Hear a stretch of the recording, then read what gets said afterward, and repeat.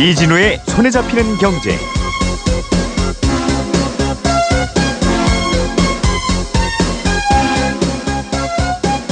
안녕하십니까, 이진우입니다.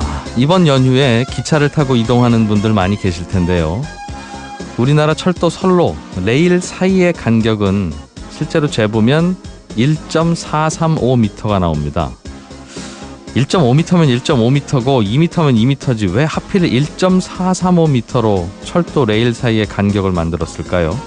그 이유는 2000년 전 로마 시대에 말 2마리가 이끄는 전차 바퀴의 간격이 바로 그 넓이였기 때문입니다.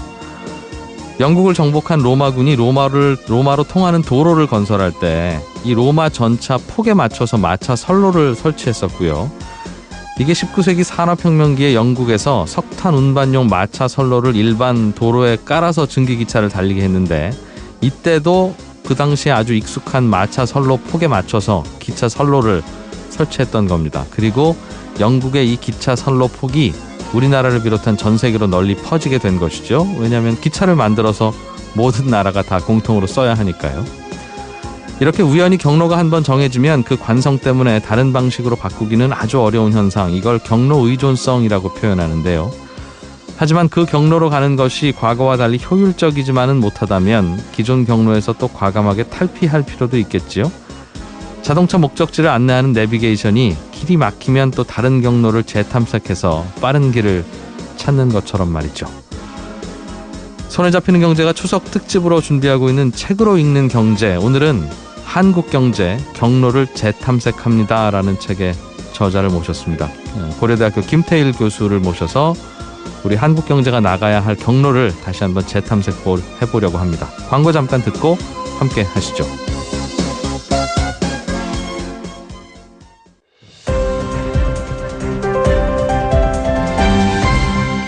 이진우의 손에 잡히는 경제.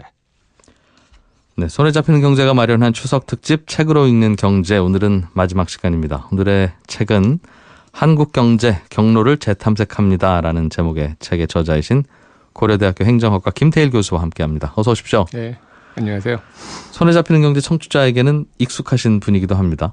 예, 작년 7월에 저희 경제 콘서트 때 모셔서 재미있는 강의 들어본 적이 있는데 1년 만에 다시 뵙네요. 네네. 1년 동안 책을 한 것도 내시고, 개인적으로는 책을 참 부지런히 쓰시는 분 중에 하나인데 내시는 책들마다 저는 굉장히 재미있게 읽었습니다. 예, 감사합니다. 예. 특히 또 다른 저자들이 잘 다루지 않는 분야를 탐색하시는 걸로 저는 아주 가치 있게 바라보고 있는 우리나라 저자 중에 한 분입니다. 책을 저는 쭉 한번 읽어보니까 왜 이 책을 썼는지에 대해서 서문에서 밝히셨더군요. 네. 다들 열심히는 사는데 사는 게 힘든데 이게 왜 힘든지 이유를 좀 알아야 대비할 건 대비하고, 우리가 해낼 수 없는 거면 포기할 건 좀 포기하고, 네, 또 탓해야 될 일이 있으면 탓할 건 탓하고 이걸 좀 구별해야 되지 않겠나라는 생각에서 책을 쓰셨다라고 하는데, 그래야 한다는데 강력한 동의가 됩니다. 네. 이 책을 쓰신 이유를 서문에서 교수님께서 써주셨던데, 우리가 삶이 팍팍해진 이유가 교수님이 분석하시기에는 저성장 때문이다. 예전보다 성장률이 낮아졌다는 부분이 하나 있고, 또 불평등이 강화되었고, 생활이 예전보다 비용이 많이 든다. 그래서 많이 벌어도 이게 많이 버는 것 같은 느낌이 안 드는 게 원인이다. 그리고 예전보다 평균 수명이 늘어나다 보니까 삶의 불확실성이 많아져서 버는 돈이 많아도 마음은 계속 불안하다. 이런 요인들을 요약을 해주셨어요. 이게 예전부터 우리가 그런 건 아니고 외환위기 때부터 우리나라 경제 구조가 이렇게 변하면서 삶이 좀 더 팍팍해진 거라고 지적을 하셨던데, 외환위기 때 어떤 구조가 어떻게 변했길래 우리 경제 구조가 이런 식으로 바뀌게 된 겁니까? 예, 사실 굉장히 좀 긴 얘기인데요. 사실은 예. 그걸 다룬 게 제 책이라서 사실은 제 책을 사서 보면 제일 좋은데요. 어쨌든 좀 간단히 전략하면, 근데 네. 사실은 그러니까 방금 말씀하신 그 네 가지, 우리의 삶을 힘들게 한 네 가지가 사실 외환위기 이후에 그 변한 그 삶이죠. 근데 예. 사실은 올해가 외환위기 발생한 지 이미 20년이 됐어요. 그래서 사실 20년이 꽤 긴 시간이고, 그래서 이미 한 40대 이하는 뭐 그냥 외환위기 이전을 그냥 책이나 뭐 언론에서만 기억하지 사실은 체험한 게 아니거든요. 근데 학생 때였을 테니까요. 그렇죠. 그렇죠. 이제 예. 경제사고는 한 건 아니니까 네. 잘 모른단 말이죠. 근데 사실은 우리가 그래서 외환위기 이전의 경제상이라고 하면은 우리가 그러니까 작년에 유행했던 거 있죠. 드라마인데 응답하라 1988. 네. 거기에 나온 게 이제 그게 이제 서울 변두리에 있는 그 서민층의 이제 삶이 그 생활상이잖아요. 그러니까 그게 사실은 외환위기 이전 상황을 잘 보여주는 건데요. 사실은 네. 그게 이제 1988년부터 시작해가지고서 한 90년대 중반에 이제 끝나고서 그 변두리를 뜯는 게 이제 그 마지막 장면인데, 근데 다들 이제 변두리에 살면서 나중엔 더 잘 살아져가지고 더 이제 그 다른 데로 이제 가는 게 이제 제 마지막 장면이란 말이죠. 예. 그러니까 근데 그때는 대부분 다 그랬어요. 그러니까 뭐냐면 그 당시에는 사실은 대부분이 뭐 절대적인 삶은 지금보다 힘들었지만 사실은 오늘보다 내일이 좀 더 그 좋아진다는 그런 기대가 있었고 실제로 또 많은 사람들이 그랬고요. 그리고 당시의 생활은 지금보다 뭐 그때 그 드라마 보면 아시겠지만 좀 더 경쟁이 치열하지 않았고, 그리고 뭐 월급쟁이나 영세 자영업자도 좀 더 삶이 좀 더 안정돼 있었죠. 지금처럼 막 각박하고 힘들지 않고 이제 그런 건데, 그게 이제 바뀐 게 외환위기 이후에 된 거죠. 외환 위기 때문에 우리나라가 경제 구조가 저성장 구조로 갔고 불평등이 좀 더 심화됐고 삶이 불안정해졌다, 그런 뜻이라면 저는 궁금한 게, 외환 위기가 그럼 없었다면 우리나라는 아직도 예전처럼 고성장을 계속 구가하고 있었을 것이냐라는 것도 궁금하고요. 그렇죠. 예. 그게 사실 굉장히 중요한데, 그래서 대개 이제 우리가 뭐 신문이나 언론 보면 뭐 외환위기 이전에는 굉장히 고도 성장이었고 좋았다, 뭐 그런 얘기를 많이 하는데요. 예. 사실은 이게 외환위기 때문은 아니고요. 또 우리뿐이 아니라 이건 전 세계적으로 어떤 저성장이라든가 양극화는 대부분이 다 겪는 거거든요. 외환 위기를 겪지 않은 나라도 많은데 그렇죠. 마찬가지죠. 비슷한 현상이 벌어지고 근데 이제 이런 있으니까요. 거죠. 사실은 예. 우리나라도 사실은 통계를 보면요. 그러니까 외환위기 전 1990년대 중반부터 약간의 그 양극화가 심화되고 이제 그런 것들이 이제 그 보이기 시작해요. 근데 사실은 핵심은 이런 거죠. 그러니까 이게 전 세계적으로 사회 경제 구조가 탈산업 사회가 되고, 탈산업 사회라는 거는 이제 산업의 중심이 제조업에서 서비스업으로 옮겨가는 걸 말하거든요. 그래서 탈산업 사회가 되고, 또 그리고 이제 세계화가 본격화되면서 이런 현상이 나온 거죠. 사실 우리는 이미 1990년 중반부터 이런 탈산업 사회 그리고 이제 세계화 시대로 이제 진입했는데요. 네. 근데 그래서 사실은 이 두 가지는 본질적으로 또 나중에 또 설명하겠지만 굉장히 저성장과 양극화를 초래하는 경향이 있는 거거든요. 그래서 사실 이미 1990년대 한 초반부터는 서서히 경제 성장률이 저하되는 게 정상이에요. 근데 우리는 이거를 이제 억지로 막았어요. 억지로 그 당시에 굉장히 외자 도입을 많이 하고 과잉 투자하면서 억지로 이거를 막고 있다가 그게 이제 터진 게 IMF죠. 그래서 그게 터지면서 갑자기 이제 추락한 것처럼 보이게 된 거죠. 그게 원인은 아니었다. 그 그렇죠. 무렵부터는 네네. 없었어도 뭐 급격하든 완만하든의 차이가 있을 서서히 뿐. 되는 건데 그거를 막고 있다가 갑자기 뻥 하는 바람에 이제 급격히 변화된 것처럼 보였다는 거죠. 그렇다면 말씀하셨던 우리의 삶이 팍팍한 이유, 저성장, 불평등 구조의 강화, 생활비가 많이 드는 구조, 이런 것들은 우리뿐만 아니라 다른 나라들도, 비슷한 경제 수준의 다른 나라들도 비슷하게 고민하고 있다는 뜻이네요. 그렇죠. 그러면 이게 뭡니까? 그럼 그 해법도 결국은 비슷하다는 뜻일 수도 있는데, 그렇죠. 그 해법은 뭔지도 궁금하고, 네네.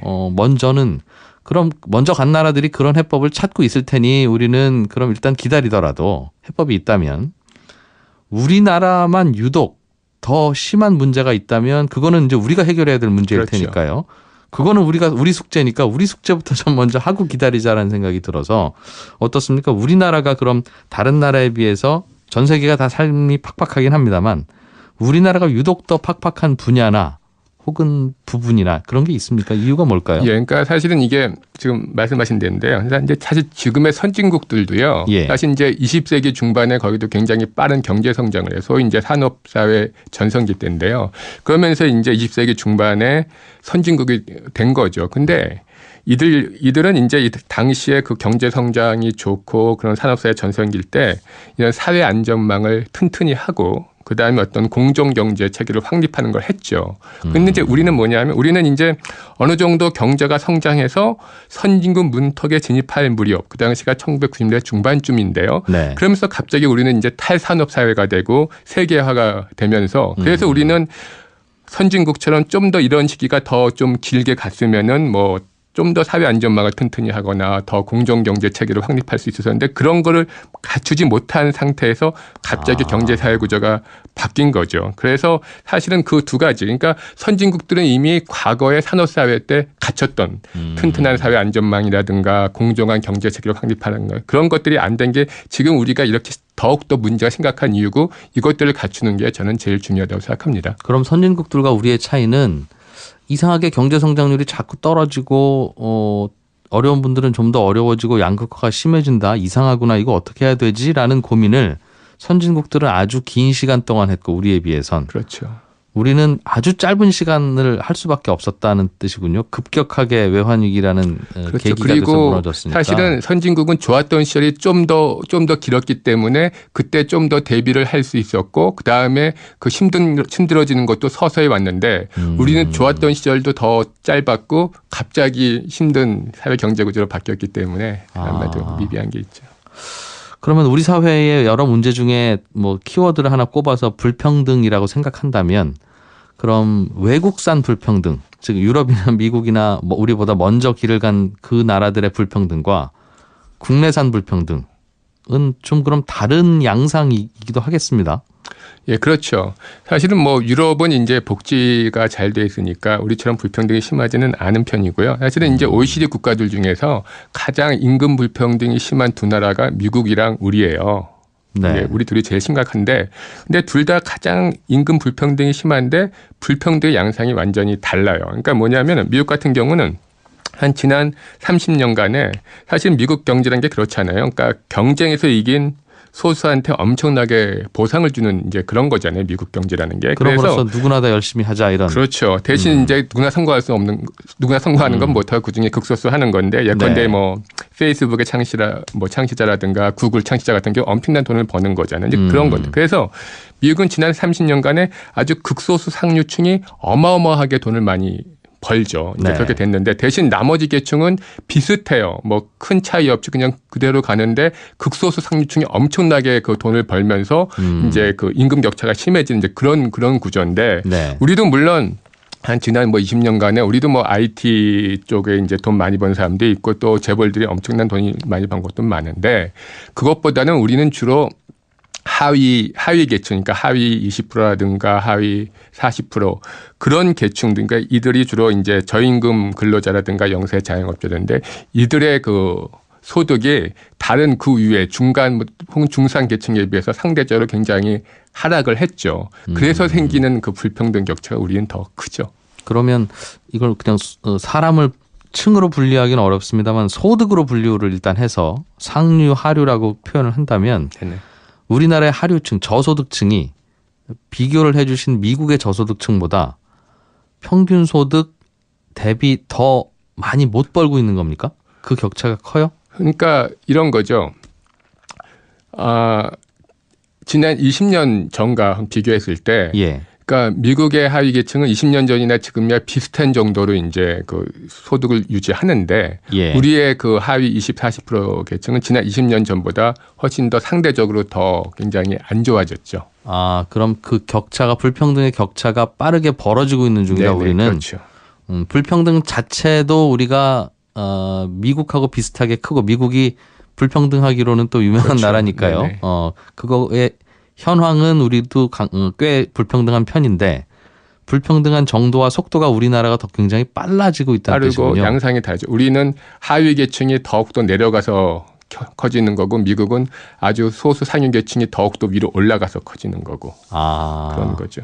왜 그럴까요? 그러니까 미국도 특별하게 사회 안전망이 있거나 하지는 않기로 유명한 나라고, 저렇게 잘 사는데 왜 국민 복지에는 저렇게 신경 안 쓸까라는 생각이 드는, 물론 이제 생각이 달라서 그렇겠습니다만, 우리나라는 왜 그렇죠? 왜 하위층의 소득이 자꾸 벌어집니까? 이른바 중산층이나 상류층과 비교해서. 그러니까 이제 뭐 흔히 요새 많이 나온 얘기긴 한데요. 그러니까 소위 요새 뭐 비정규직 저임금 근로자 문제라든가 영세 자영업자 문제들이 있잖아요. 예. 이제 그런 부분들이 사실은 기본적으로 우리나라 경제 문제가 이제 서비스의 대가가 굉장히 싸다는 게 문제인데요. 네. 그래서 그런 분들이 사실은, 그러니까 미국은 기본적으로 복지는 안 돼 있지만 그런 우리 우리로 치면 저임금 근로자라고 해도 우리처럼 아주 그 위와 격차가 크게 그렇게 돈을 적게 받는 건 아닌데 예. 우리는 흔히 하는 것처럼 뭐 거의 비슷한 일을 해도 정규직과 비정규직의 차이가 심하다든가 그런 얘기 많이 하잖아요. 근데 사실 그런 면이 있고요. 그래서 네. 우리는 그런 부분들 좀 이렇게 보호받지 못하는 제대로 보호받지 못한 취약계층의 어떤 소득이 너무 낮아서 그런 거죠. 그런 거죠. 대표적인 게 아주 예를 잘 들어주신 자영업자의 문제인데요. 저도 가끔 외국에 나가서 특히 미국에서 자영업 하는 분들도 그 나라도 있지 않겠습니까? 햄버거집 그렇죠. 하는 분도 예. 있고 술집 하는 분도 있고 종류는 비슷한데 그분들은 우리나라는 그 자영업 하시는 분들이 어려운 계층으로 분리가 되는데 일반적으로 그분들은 그렇지 않다고 하더군요. 사회적인 인식도 저분은 자기 비즈니스 있는 그렇죠. 사장님이야 라는 나도 열심히 일해서 저분처럼 되고 싶어 라는 생각을 가진 만큼 업종은 똑같이 자영업인데 그게 다르더군요. 그래서 그게 왜 그럴까 하는 게 궁금한 겁니다. 왜 우리나라 자영업자가 왜 비슷한 경제 수준의 다른 나라보다 숫자도 유독 많고 유독 더 영세하고 왜 그럴까라는 궁금함이죠.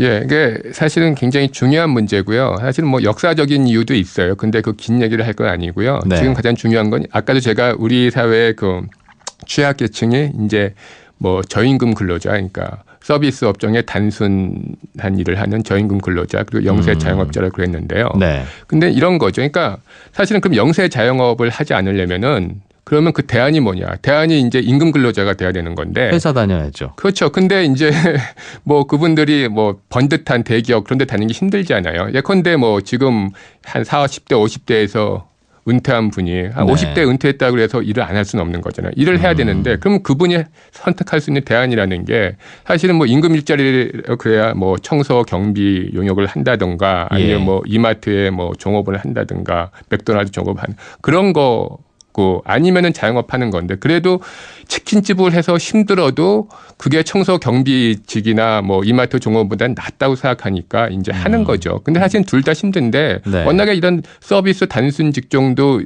워낙 저임금이니까 네. 영세 자영업도 힘들지만 그래도 저거보다는 낫지 않을까? 뭐 그런 생각도 하는 거죠. 그러니까 사실은 웬만큼 이제 지금 영세 자영업자분들이 그분들이 이제 그분들이 가능한 그분들이 선택할 수 있는 좀 그래도 뭐 좀 괜찮은 임금 일자리가 좀 더 많이 있다면 당연히 글로 가시겠죠. 지금 어차피 그게 힘드니까 그렇게 된 거죠.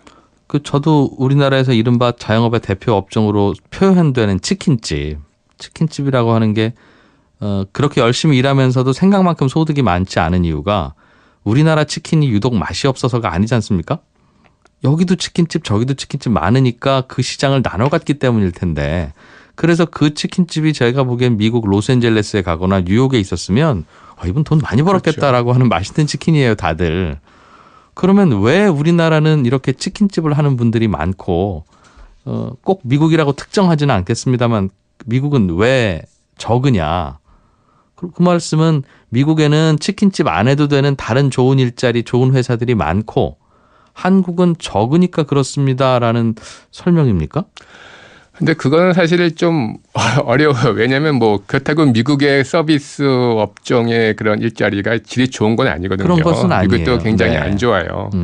근데 이거는 상당히 좀 긴 얘기가 있는데요. 예를 들어서 글쎄요. 그러니까 어디부터 풀어갈지 모르겠는데 근데 치킨 같은 얘기를 하면은요. 사실은 이제 우리나라 치킨을 하는 게 아무 돈이 없는 사람이 그냥 바로 시작하는 건 아니거든요. 예. 그러니까 뭐 아무 돈 없이 자기가 뭐 맥도날드에서 종업원 하다가 치킨집 하는 건 아니고 우리나라 치킨집 하는 거는 아시겠지만 대부분이 이제 한 40, 50대 이제 기업 다니다가 은퇴한 월급쟁이들이 이제 하는 예. 거잖아요. 예. 근데 그러면은 적어도 40대, 50대 은퇴하신 분들이 미국 같은 경우는 그분들이 할 수 있는 일자리가 있어요. 그러니까 자기의 경력을 살려가지고서 물론 원래 있던 데보다는 좀 폐해가 적겠죠. 예. 폐해가 적지만 그럼에도 불구하고 그분들이 어떤 경력이나 자기네 경험을 살려가지고서 할 수 있는 그럭저럭 할 수 있는 일자들이 많이 있고 또 거기는 어떤 연령에 대한 어떤 차별 같은 게 전혀 없기 때문에 뭐 나이가 많아도 전에 무슨 영화 있었죠. 굉장히 인턴인가 뭐 있었잖아요. 예, 그런 식으로 그런 게 굉장히 있었어요. 자유롭게 재취업을 할 수 있는데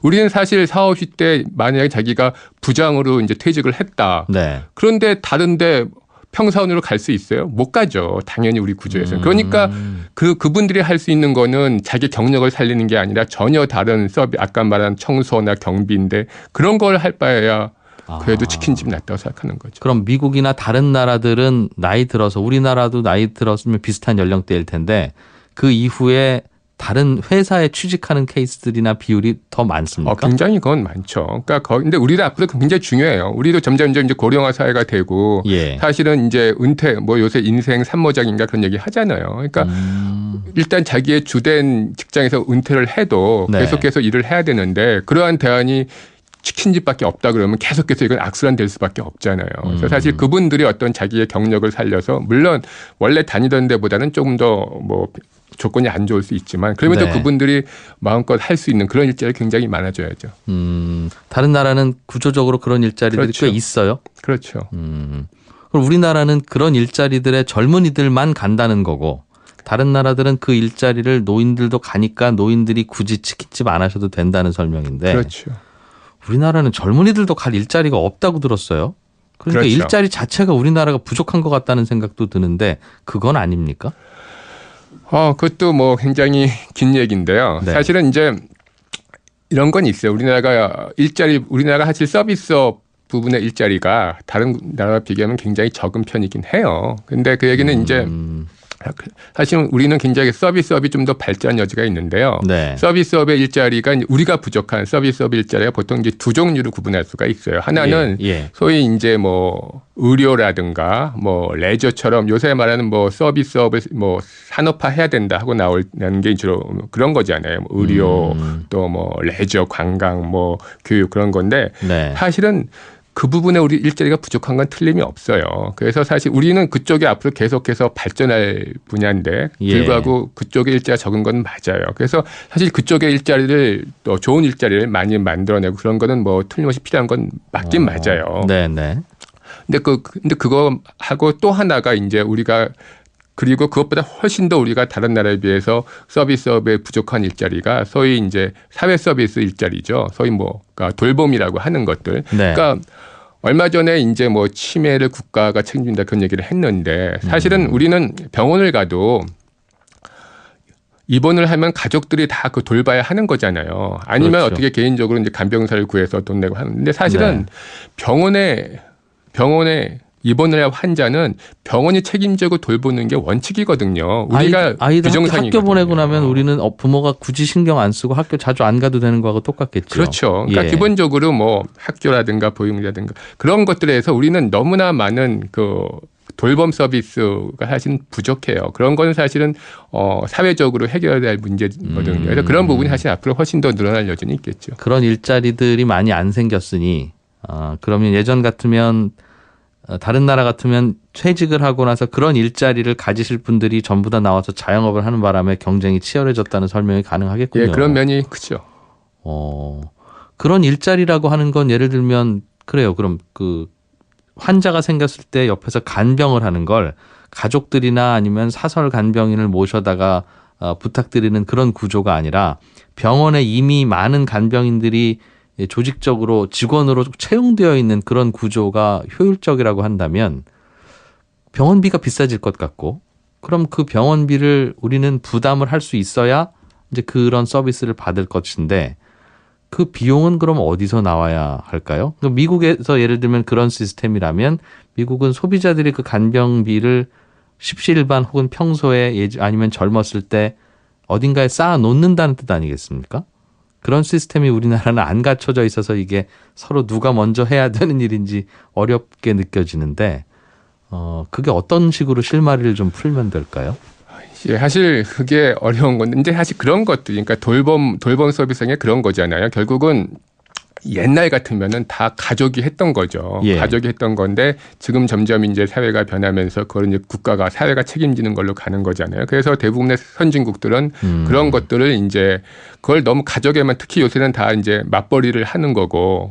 그죠? 근데 맞벌이를 하면서 그러려면 그런 가사가 부담이 좀 적어야 하는 거잖아요. 우리가 사실은 유례 없는 저출산인 것도 정말 이렇게 뭐 그런 맞벌이 하면서 가사 부담 주기 힘들어서 그런 거잖아요. 그래서 예. 사실은 과거에는 전적으로 가족의 책임이었던 것이 점점점 이제 사회의 책임으로 되고 있는데 우리는 그런 부분이 아직도 안 되기 때문에 그래서 이제 뭐 가족도 힘들고 그래서 저출산이 되는 거고 여러 가지가 맞물려 있는 거거든요. 네. 그래서 이제 그런 부분을 해야 되는데 말씀하신 비용의 문제죠. 비용의 문제인데 결국은 그거를 그러니까 세금으로 정부가 할 수가 있고 아니면 내가 내 몸으로 떼오던가 아니면 내가 내 돈 들여서 개인적으로 구해서 하는 거잖아요. 그 비용이 사실 더 비싸죠. 간병인 그렇죠. 쓰려면. 근데 네. 사실은 그렇게 개인적으로 하는 것보다는 좀 국가가 그거를 책임지고 체계적으로 하게 되면 좀 더 효율적으로 할 수 있는 그런 면들은 있죠. 김태일 교수님께서는 그럼 최근에 문재인 정부에서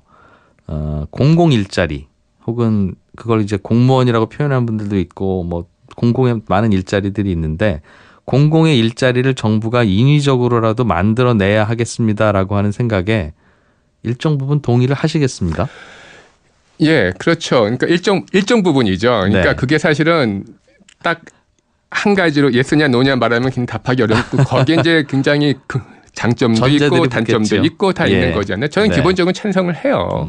찬성을 하는데 알겠습니다. 그렇게 해야 또 일자리도 만들어지고 그 일자리 때문에 창업 치킨집 안 하셔도 되고 그러면 또 그 영세자영업자 생태계도 또 살아날 테니까요. 네. 경쟁을 좀 완화시켜 주면 자연적으로 또 풀리는 문제들이 있겠다는 생각이 드네요. 예, 손에 잡히는 경제가 마련한 추석 특집 책으로 읽는 경제 오늘은 고려대학교 김태일 교수와 함께 하고 있는데요. 잠시 광고 듣고 오겠습니다. MBC 라디오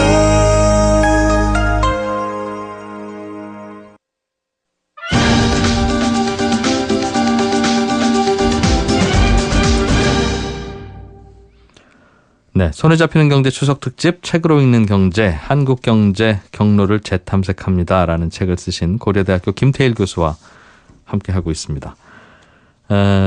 참 드리고 싶은 질문이 많습니다. 쓰신 책 자체가 한국 경제의 모든 문제점을 드러내고 또 그것을 다시 재배치하고 재탐색해보자라는 책이다 네. 보니까 책을 읽으면서도 이 질문도 드리고 싶고 저 질문도 드리고 싶은 게 많았어요. 예, 시간이 많지 않아서 핵심적인 몇 가지로 좀 질문을 압축해 보겠습니다.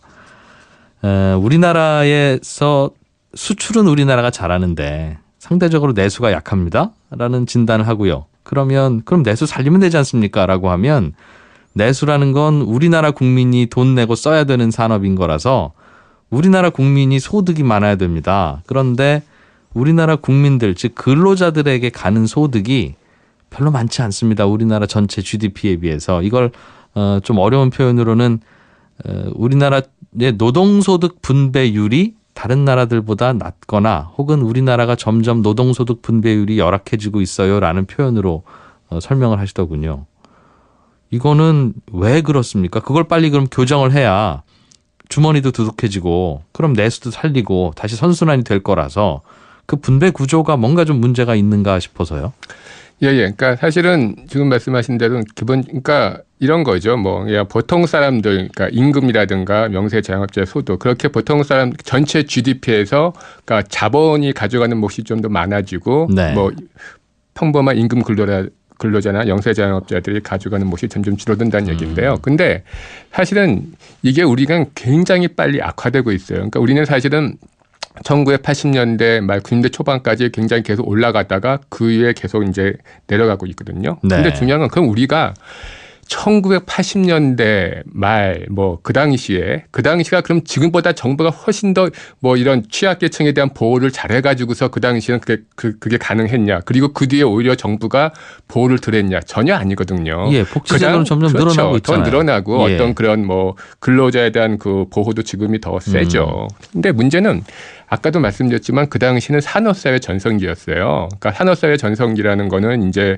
대규모 공장에서 물건을 만들어내면은 수출이 되고 예. 마구 팔리고 막 그럴 때란 말이에요. 또 그 당시에는 이제 노조도 좀 힘이 있었고 그래서 그 당시에는 굉장히 뭐 일자리가 풍부하고 노조가 힘이 있고 또 제조업이 막 전성기일 때는 네. 정부가 굳이 개입을 하지 않아도 시장에서 일자리가 저절로 생겼다. 그래서 또 올라가고. 꽤 괜찮은 수준의 임금이 가능하고 그런 게 가능해요. 그 당시는 우리뿐이 아니라 다 마찬가지예요. 그런데 문제는 그 이후에 탈산업 사회가 되고 세계화가 되고 그러면서는 그때는 이제 정부가 손을 놓고 있으면은 네. 굉장히 양극화가 심해지고 점점점 이제 임금 근로자나 자영업자들이 열악해지는 그런 경제 사회 구조가 됐거든요. 그러면 그런 경제 사회 구조에서는 정부가 개입을 해서 그렇게 악화되는 거를 막는 역할을 해야 하는 거죠. 그런데 아까도 말씀드렸죠. 우리는 그런 식의 준비가 제대로 안 됐기 때문에 지금 이런 상황에 온 거죠. 그래서 지금이라도 그런 것들에 대한 어떤 체계를 갖춰야 되죠. 노동소득 분배율이 낮아지는 건 우리나라만의 잘못도 아니고 정부의 잘못도 아니고 세계적인 추세인데 그렇죠. 그게 점점 더 우리나라가 빠르게 열악해지고 있는 건 미안하지만 정부가 좀 더 열심히 일해주지 않아서 그렇다 이 말이군요. 그렇죠. 그에 대한 어떤 제대로 된 어떤 공정경제라든가 아니면 사회 안전망이라든가 그런 식으로 정부가 해야 될 그런 식의 체계를 아직 제대로 잘 못하고 있기 때문이죠. 그러면 정부가 사회 안전망도 좀 더 손봐야 되고 공정 경쟁도 좀 더 손보면 그게 근로자들의 소득이 높아지는 걸로 가고 그 소득으로 또 이런저런 일도 할 수 있고 돈도 쓸 수 있을 테니 뭔가 좀 문제가 풀리기 시작할 거다 그 말이네요. 예, 근데 이제 중요한 게 사실은 그렇다고 해서 아주 뭐 급격히 변하기는 힘들어요. 근데 문제는 지금보다 악화되는 거는 멈춰야 하고 지금보다는 더 나아질 수 있는 게 분명히 있기 때문에 네. 더 나아질 수 있는 건 마땅히 해야 한다는 거죠. 근데 사실은 뭐 그렇게 해도 요새도 이제 뭐 최저임금제 올리는 것 때문에 논란이 되고 있지만 사실은 최저임금 좀 올리는 거 필요하죠. 사실 뭐 우리가 보육기관 어린이집에 아이들 맡기지만 거기 보육교사 사실 힘들잖아요. 사실 애 집에서 애 한 번 같이 돌보면 힘들잖아요. 근데 저는 군대 한 번 더 간다는 네, 그렇죠. 근데 보육교사들 뭐 한 달 월급이 한 뭐 150만 원 남짓 하고 예. 또 청소 뭐 그러신 분들 한 150만 원 채 안 되거든요. 사실은 최저임금 뭐 그런 여부가 사실 너무 낮잖아요. 예, 우리나라 1인당 GDP가 한 3천만 원쯤 되거든요. 그런 정도의 경제력에서 이렇게 저임금 일제가 많이 하다는 거는 사실은 정상은 아닌 거기 때문에 그분들에 대해서는 최소 어느 정도 적정임금을 줘야 되는 건 틀림이 없고요. 두 번째는 근데 그렇다고 해서 이분들의 월급을 뭐 2배, 3배 올릴 수는 없는 거란 말이죠. 그러면은 사실은 기본적으로 어떤 저임금 일자리는 지금보다는 임금을 올려야 되겠지만 그것만으로도 이분들이 충분히 괜찮은 생활을 하기는 힘들어요. 그러면은 기본적으로 앞으로의 경제 구조가 그렇게 뭐 저임금 일자리가 좀 많을 수밖에 없다면은 그런 임금을 받더라도 생활하는데 크게 어렵지 않게 만들어주는 그게 정부가 해야 되는데 근데 그러면 보통 사람들의 우리가 정말 삶이 힘든 게 뭐예요? 그러니까 돈 제일 많이 드는 게 딱 교육비, 주거비, 그리고 이제 의료비거든요. 네. 그러니까 사실은 근데 이 교육, 주거, 의료는 사실은 가치제라 그래서 전적으로 민간에 맡기는 게 다 정부가 개입하잖아요. 우리도 예. 교육도 정부가 보조하고 예. 주거도 정부가 보조하고 의료도 그럼에도 불구하고 아직도 이렇게 개인의 지출이 많고 개인의 삶에 가장 큰 부담이 된다는 거는 정부가 역할을 충분히 못하는 거죠. 사실 선진국들은 보면 사실은 같은 정도의 월급이면은 선진국이 삶이 더 여유가 있는 이유가 거기는 네. 기본적으로 이런 것들에 대한 비용이 우리보다 훨씬 적거든요. 물론 세금은 더 많이 내지만 네. 그래서 더 삶이 그런 것 같아요. 예, 제 주변에서도 외국에서 어떤 새로운 비즈니스를 좀 들여오고 싶어하는 분들이 가끔 있어서 논의를 하다 보면 이상하게 외국에서는 3만 불이면 이런 산업이 굉장히 많아지는데 그 정도 산업을 들여오면 이상하게 우리나라에서는 안 되는 게 많다. 네. 그래서 실패한 후에 이유를 고민해 보면 우리나라의 3만 불과 그들의 3만 불은 소득을 쓰는 용도가 다르다. 분명히 우리도 3만 불인 게 맞는데 말씀하신 대로 사교육비로 대부분 지출하고 주택으로 대부분 지출하고 그 월세 받은 분들은 또 예전에 젊었을 때 모아놓은 돈이 없을 테니 또 그거 그냥 쟁여서 가지고 계시고 하다 보니 이게 3만 불 비즈니스가 안 되는 게 많더라라는 말씀을 하시더군요. 거기에 대해서 정부가 좀 적극적으로 고민을 해야 된다는 말씀 이해가 됩니다.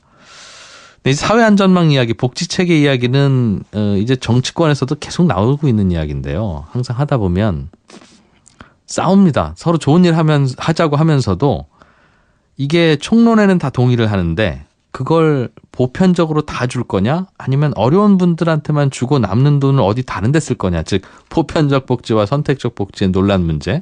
엊그제도 성남시에서 학생들한테 교복을 일률적으로 다 줄 거냐 아니면 어려운 분들에게만 줄 거냐 가지고 또 다투더군요. 이 문제에 대한 우리의 가치관이 명확하지 않으면 어떤 제도 도입할 때마다 매번 싸울 텐데 이거 어떻게 좀 해야 되겠습니까? 교수님 개인적인 생각을 여쭐 수밖에 없을 것 같은데요. 예, 사실은 예. 중요한데요. 근데 이제 모든 사회 문제가 딱 그 단순해서 뭐 예스 노 할 수 없는 거죠. 사실 복지에서 보편과 선별은 그렇게 이름을 붙여서 그렇죠. 사실은 둘 다 하지 둘 중에 하나만 하는 나라는 없거든요. 그러니까 보편이 필요한 건 보편으로 하고 선별이 필요한 건 선별을 하는 거죠. 근데 기본적으로 우리가 그런데 공교육이라든가 뭐 의료 그런 건 네. 사실 우리는 누구나 다 하는 거잖아요. 그런 거는 그러니까 근데 사실 우리 사회에서 가장 중요한 게 지금 저출산 고령화 문제와 다들 동의하잖아요.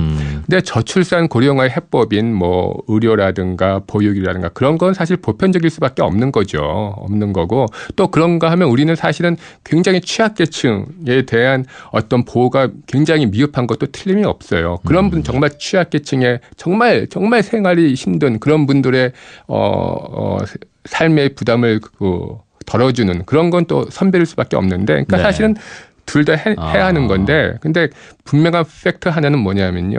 말씀하신 대로 우리 정도의 경제력에서 우리만큼 복지 수준이 낮은 나라는 전 세계에 없어요. 우리밖에 없어요. 보편이냐 선택이냐 따지지 말고 일단은 좀 더 적극적으로 달라들자는 말들로 들리네요. 그렇기도 하지만 사실 필요한 대로 예. 둘 다 보편이 필요한 데는 보편을 하고 선별이 필요한 데는 선별을 해야 한다는 얘기죠. 알겠습니다. 지난 월요일부터 오늘까지 닷새 동안 특정 분야의 책 저자들을 모시고 차분하게 얘기를 쭉 들어봤는데요. 오늘은 고려대학교 김태일 교수의 한국경제 경로를 재탐색합니다라는 책을 저자를 모시고 함께 읽어봤습니다. 책 내용의 오늘 한 10% 정도만 다뤘나요? 추석 연휴에 시간이 있으시면 꼭 이 책 구해서 읽어보시기 바랍니다.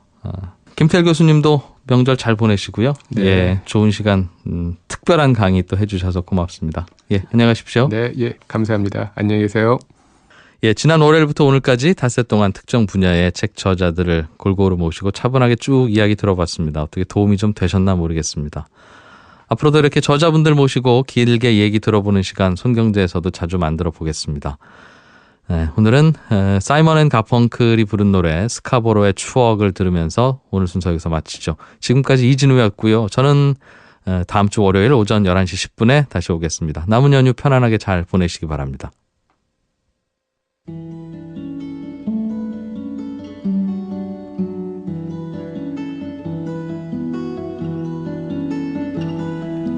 Are you going to Scarborough Fair?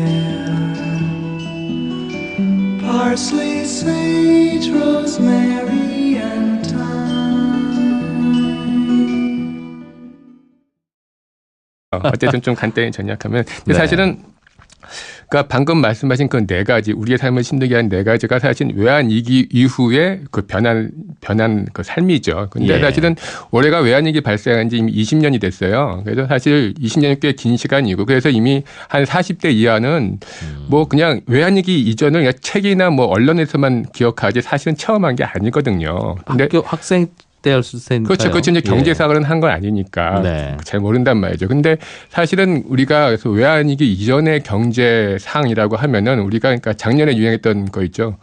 드라마인데 응답하라 1988. 네. 거기에 나온 게 이제 그게 이제 서울 변두리에 있는 그 서민층의 이제 삶이 그 생활상이잖아요. 그러니까 그게 사실은 외환위기 이전 상황을 잘 보여주는 건데요. 사실은 네. 그게 이제 1988년부터 시작해가지고서 한 90년대 중반에 이제 끝나고서 그 변두리를 뜨는 게 이제 그 마지막 장면인데, 근데 다들 이제 변두리에 살면서 나중엔 더 잘 살아져가지고 더 이제 다른 데로 이제 가는 게 이제 제 마지막 장면이란 말이죠. 예. 그러니까 근데 그때는 대부분 다 그랬어요. 그러니까 뭐냐면 그 당시에는 사실은 대부분이 뭐 절대적인 삶은 지금보다 힘들었지만 사실은 오늘보다 내일이 좀 더 그 좋아진다는 그런 기대가 있었고 실제로 또 많은 사람들이 그랬고요. 그리고 당시의 생활은 지금보다 뭐 그때 그 드라마 보면 아시겠지만 좀 더 경쟁이 치열하지 않았고 그리고 뭐 월급쟁이나 영세 자영업자도 좀 더 삶이 좀 더 안정돼 있었죠. 지금처럼 막 각박하고 힘들지 않고 이제 그런 건데 그게 이제 바뀐 게 외환위기 이후에 된 거죠.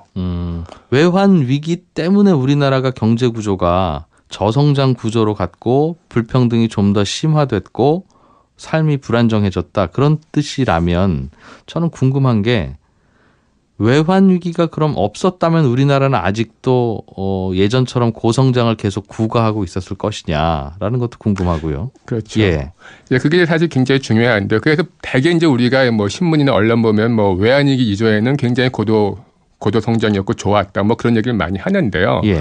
사실은 이게 외환위기 때문은 아니고요. 또 우리뿐이 아니라 이건 전 세계적으로 어떤 저성장이라든가 양극화는 대부분이 다 겪는 거거든요. 외환 위기를 겪지 않은 나라도 많은데 그렇죠. 마찬가지죠. 비슷한 현상이 벌어지고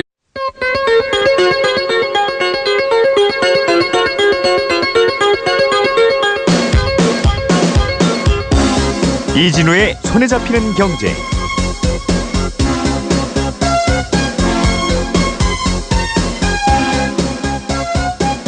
안녕하십니까, 이진우입니다. 이번 연휴에 기차를 타고 이동하는 분들 많이 계실 텐데요. 우리나라 철도 선로, 레일 사이의 간격은 실제로 재보면 1.435m가 나옵니다. 1.5m면 1.5m고 2m면 2m지 왜 하필 1.435m로 철도 레일 사이의 간격을 만들었을까요? 그 이유는 2000년 전 로마 시대에 말 2마리가 이끄는 전차 바퀴의 간격이 바로 그 넓이였기 때문입니다. 영국을 정복한 로마군이 로마로 통하는 도로를 건설할 때 이 로마 전차 폭에 맞춰서 마차 선로를 설치했었고요. 이게 19세기 산업혁명기에 영국에서 석탄 운반용 마차 선로를 일반 도로에 깔아서 증기기차를 달리게 했는데 이때도 그 당시에 아주 익숙한 마차 선로 폭에 맞춰서 기차 선로를 설치했던 겁니다. 그리고 영국의 이 기차 선로 폭이 우리나라를 비롯한 전 세계로 널리 퍼지게 된 것이죠. 왜냐하면 기차를 만들어서 모든 나라가 다 공통으로 써야 하니까요. 이렇게 우연히 경로가 한번 정해지면 그 관성 때문에 다른 방식으로 바꾸기는 아주 어려운 현상, 이걸 경로 의존성이라고 표현하는데요. 하지만 그 경로로 가는 것이 과거와 달리 효율적이지만은 못하다면 기존 경로에서 또 과감하게 탈피할 필요도 있겠지요. 자동차 목적지를 안내하는 내비게이션이 길이 막히면 또 다른 경로를 재탐색해서 빠른 길을 찾는 것처럼 말이죠. 손에 잡히는 경제가 추석 특집으로 준비하고 있는 책으로 읽는 경제, 오늘은 한국경제 경로를 재탐색합니다라는 책의 저자를 모셨습니다. 고려대학교 김태일 교수를 모셔서 우리 한국경제가 나가야 할 경로를 다시 한번 재탐색해보려고 합니다. 광고 잠깐 듣고 함께 하시죠.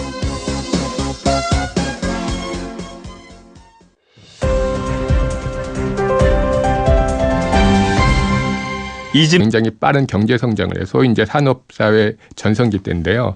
그러면서 이제 20세기 중반에 선진국이 된 거죠. 근데 이들은 이제 당시에 그 경제 성장이 좋고 그런 산업사회 전성기일 때 이런 사회 안전망을 튼튼히 하고 그다음에 어떤 공정경제 체계를 확립하는 걸 했죠. 근데 이제 우리는 뭐냐면 우리는 이제 어느 정도 경제가 성장해서 선진국 문턱에 진입할 무렵, 그 당시가 1990년대 중반쯤인데요. 네. 그러면서 갑자기 우리는 이제 탈산업 사회가 되고 세계화가 되면서 그래서 우리는 선진국처럼 좀 더 이런 시기가 더 좀 길게 갔으면은 뭐 좀 더 사회 안전망을 튼튼히 하거나 더 공정경제 체계를 확립할 수 있었는데 그런 거를 갖추지 못한 상태에서 갑자기 경제사회 구조가 바뀐 거죠. 그래서 사실은 그 두 가지, 그러니까 선진국들은 이미 과거의 산업사회 때 갖췄던 튼튼한 사회 안전망이라든가 공정한 경제 체계를 확립하는 것, 그런 것들이 안 된 게 지금 우리가 이렇게 더욱더 문제가 심각한 이유고 이것들을 갖추는 게 저는 제일 중요하다고 생각합니다. 그럼 선진국들과 우리의 차이는 이상하게 경제 성장률이 자꾸 떨어지고 어려운 분들은 좀 더 어려워지고 양극화가 심해진다. 이상하구나. 이거 어떻게 해야 되지라는 고민을 선진국들은 아주 긴 시간 동안 했고 우리에 비해선. 그렇죠. 우리는 아주 짧은 시간을 할 수밖에 없었다는 뜻이군요. 급격하게 외환위기라는 그렇죠. 계기가 돼서 그리고 무너졌으니까. 사실은 선진국은 좋았던 시절이 좀 더 길었기 때문에 그때 좀 더 대비를 할 수 있었고 그다음에 그 힘들어지는 것도 서서히 왔는데 우리는 좋았던 시절도 더 짧았고 갑자기 힘든 사회 경제 구조로 바뀌었기 때문에 아마도 미비한 게 있죠. 그러면 우리 사회의 여러 문제 중에 뭐 키워드를 하나 꼽아서 불평등이라고 생각한다면 그럼 외국산 불평등, 즉 유럽이나 미국이나 뭐 우리보다 먼저 길을 간 그 나라들의 불평등과 국내산 불평등은 좀 그럼 다른 양상이기도 하겠습니다. 예, 그렇죠. 사실은 뭐 유럽은 이제 복지가 잘 돼 있으니까 우리처럼 불평등이 심하지는 않은 편이고요. 사실은 이제 OECD 국가들 중에서 가장 임금 불평등이 심한 두 나라가 미국이랑 우리예요. 네. 예, 우리 둘이 제일 심각한데, 근데 둘 다 가장 임금 불평등이 심한데 불평등의 양세 이런 거죠. 사실은 예. 우리나라도 사실은 통계를 보면요. 그러니까 외환위기 전 1990년대 중반부터 약간의 그 양극화가 심화되고 이제 그런 것들이 이제 그 보이기 시작해요. 근데 사실은 핵심은 이런 거죠. 그러니까 이게 전 세계적으로 사회 경제 구조가 탈산업 사회가 되고, 탈산업 사회라는 거는 이제 산업의 중심이 제조업에서 서비스업으로 옮겨가는 걸 말하거든요. 그래서 탈산업 사회가 되고, 또 그리고 이제 세계화가 본격화되면서 이런 현상이 나온 거죠. 사실 우리는 이미 1990년 중반부터 이런 탈산업 사회 그리고 이제 세계화 시대로 이제 진입했는데요. 네. 근데 그래서 사실은 이 두 가지는 본질적으로 또 나중에 또 설명하겠지만 굉장히 저성장과 양극화를 초래하는 경향이 있는 거거든요. 그래서 사실 이미 1990년대 한 초반부터는 서서히 경제 성장률이 저하되는 게 정상이에요. 근데 우리는 이거를 이제 억지로 막았어요. 억지로 그 당시에 굉장히 외자 도입을 많이 하고 과잉 투자하면서 억지로 이거를 막고 있다가 그게 이제 터진 게 IMF죠. 그래서 그게 터지면서 갑자기 이제 추락한 것처럼 보이게 된 거죠. 그게 원인은 아니었다. 그 그렇죠. 무렵부터는 네네. 없었어도 뭐 급격하든 완만하든의 차이가 있을 서서히 뿐. 되는 건데 그거를 막고 있다가 갑자기 뻥 하는 바람에 이제 급격히 변화된 것처럼 보였다는 거죠. 그렇다면 말씀하셨던 우리의 삶이 팍팍한 이유, 저성장, 불평등 구조의 강화, 생활비가 많이 드는 구조, 이런 것들은 우리뿐만 아니라 다른 나라들도 비슷한 경제 수준의 다른 나라들도 비슷하게 고민하고 있다는 뜻이네요. 그렇죠. 그러면 이게 뭡니까? 그럼 그 해법도 결국은 비슷하다는 뜻일 수도 있는데, 그렇죠. 그 해법은 뭔지도 궁금하고, 네네. 먼저는 그럼 먼저 간 나라들이 그런 해법을 찾고 있을 테니 우리는 그럼 일단 기다리더라도 해법이 있다면, 우리나라만 유독 더 심한 문제가 있다면 그거는 이제 우리가 해결해야 될 문제일 그렇죠. 테니까요. 그거는 우리 숙제니까 우리 숙제부터 좀 먼저 하고 기다리자라는 생각이 들어서 어떻습니까? 우리나라가 그럼 다른 나라에 비해서 전 세계가 다 삶이 팍팍하긴 합니다만 우리나라가 유독 더 팍팍한 분야나 혹은 부분이나 그런 게 있습니까? 이유가 뭘까요? 예, 그러니까 사실은 이게 지금 말씀하신 데인데요. 이제 사실 지금의 선진국들도요. 예. 사실 이제 20세기 중반에 거기도 후에 손에 잡히는 경제. 네, 손에 잡히는 경제가 마련한 추석 특집 책으로 읽는 경제, 오늘은 마지막 시간입니다. 오늘의 책은 한국 경제 경로를 재탐색합니다라는 제목의 책의 저자이신 고려대학교 행정학과 김태일 교수와 함께합니다. 어서 오십시오. 네, 안녕하세요. 손에 잡히는 경제 청취자에게는 익숙하신 분이기도 합니다. 예, 작년 7월에 저희 경제 콘서트 때 모셔서 재미있는 강의 들어본 적이 있는데 1년 만에 다시 뵙네요. 네네. 1년 동안 책을 한 것도 내시고 개인적으로는 책을 참 부지런히 쓰시는 분 중에 하나인데 내시는 책들마다 저는 굉장히 재미있게 읽었습니다. 예, 감사합니다. 예. 특히 또 다른 저자들이 잘 다루지 않는 분야를 탐색하시는 걸로 저는 아주 가치 있게 바라보고 있는 우리나라 저자 중에 한 분입니다. 책을 저는 쭉 한번 읽어보니까 왜 이 책을 썼는지에 대해서 서문에서 밝히셨더군요. 네. 다들 열심히는 사는데 사는 게 힘든데 이게 왜 힘든지 이유를 좀 알아야 대비할 건 대비하고 우리가 해낼 수 없는 거면 포기할 건 좀 포기하고 네.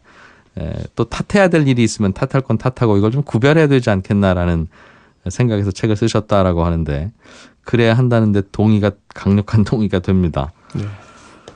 이 책을 쓰신 이유를 서문에서 교수님께서 써주셨던데 우리가 삶이 팍팍해진 이유가 교수님이 분석하시기에는 저성장 때문이다. 예전보다 성장률이 낮아졌다는 부분이 하나 있고 또 불평등이 강화되었고 생활이 예전보다 비용이 많이 든다. 그래서 많이 벌어도 이게 많이 버는 것 같은 느낌이 안 드는 게 원인이다. 그리고 예전보다 평균 수명이 늘어나다 보니까 삶의 불확실성이 많아져서 버는 돈이 많아도 마음은 계속 불안하다. 이런 요인들을 요약을 해 주셨어요. 이게 예전부터 우리가 그런 건 아니고 외환위기 때부터 우리나라 경제 구조가 이렇게 변하면서 삶이 좀 더 팍팍해진 거라고 지적을 하셨던데 외환위기 때 어떤 구조가 어떻게 변했길래 우리 경제 구조가 이런 식으로 바뀌게 된 겁니까? 예, 사실 굉장히 좀 긴 얘기인데요. 사실은 그걸 다룬 게 제 책이라서 사실은 제 책을 사서 보면 제일 좋은데요.